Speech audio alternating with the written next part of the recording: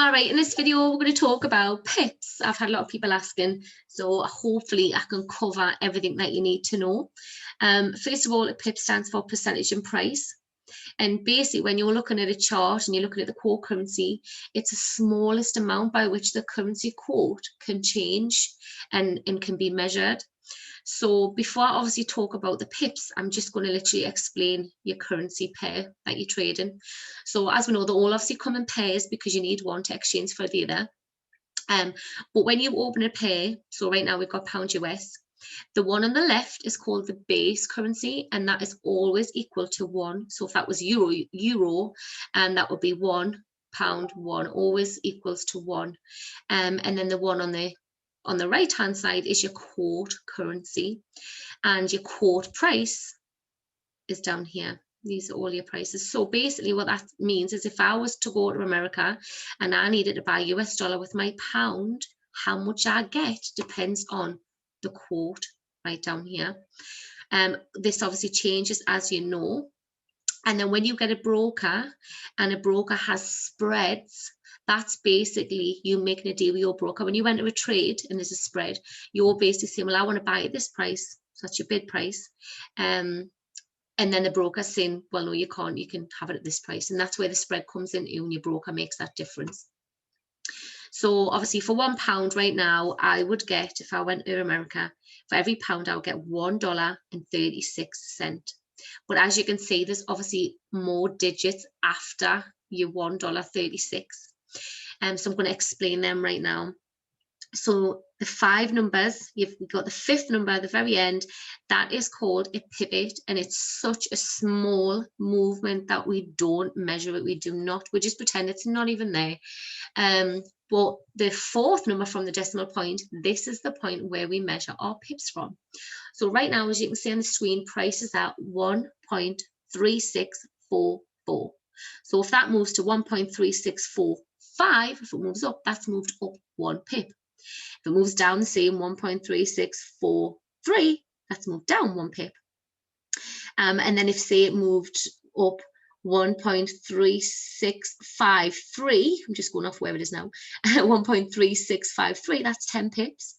1.3742 will be 100 pips. And I'm saying different figures because obviously it's moving, so I'm basically adding a 10 on. So from the pip, you've got the pip there, which would be like, you count it in 1s and 2s, and you were counting in 10s, and you were counting in 100s, and then 1,000. So if this number was 4642, it would have moved 1,000 pips. So that's literally how you kind of work out your pips.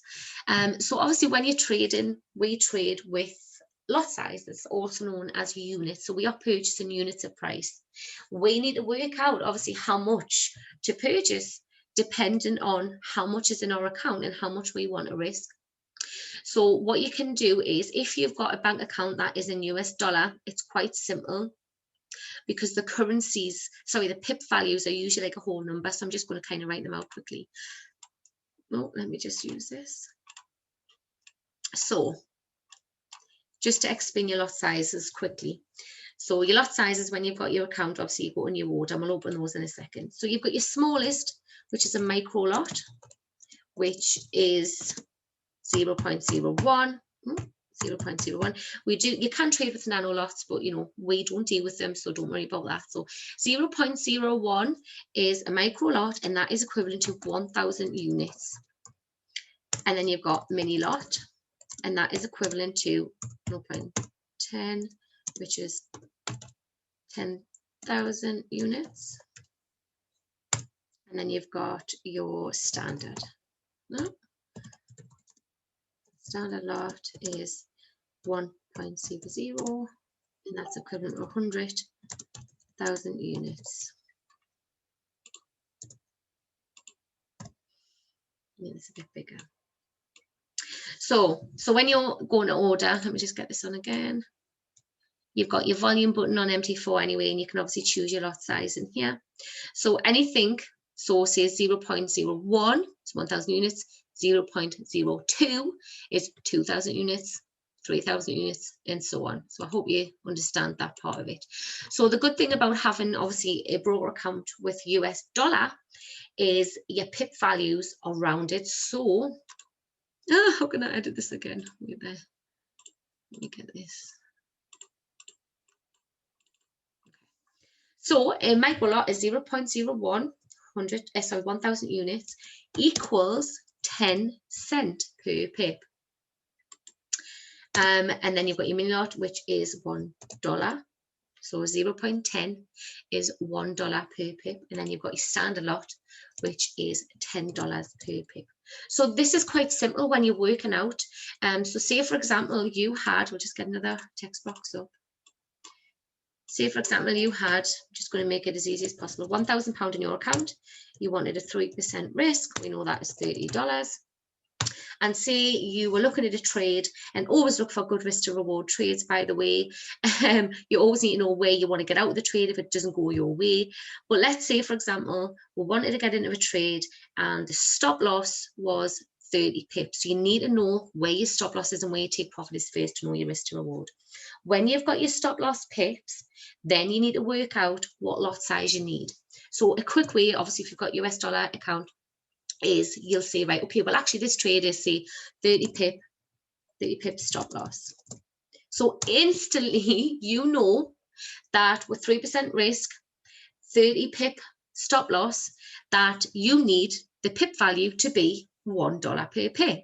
And you know that a mini lot 0.10 is actually $1 per pip. So you know that your lot size needs to be 0.10.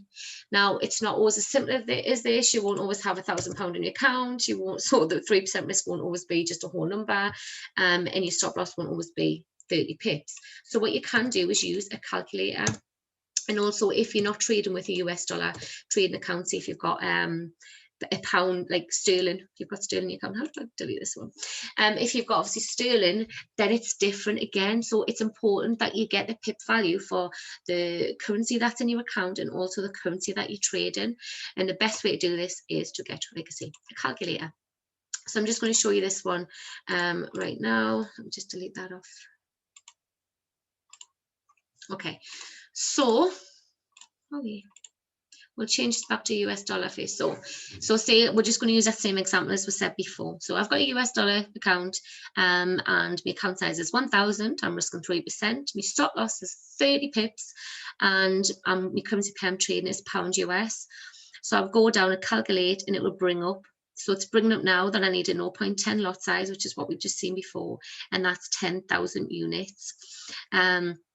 And obviously we can see the risk straight away. However, if you've got a pound sterling account, you can now see that the lot size is different because the pip value is different. So it's still exactly the same risk, but you just need a different lot size. So it's important that you use something like this. You can get apps on your phone as well to work out your correct lot size. So yes, so I hope that helped. I'm just trying to quickly think if there's anything else that I need to cover. But if there is something that you're not clear about, you haven't understood, please, obviously, if you're in my private team, drop us a message, because that's exactly what we're here for. We want to give you guidance, make sure you know what everything is, just to help you along with your journey. So hopefully that made sense. But if not, like I say, just reach out.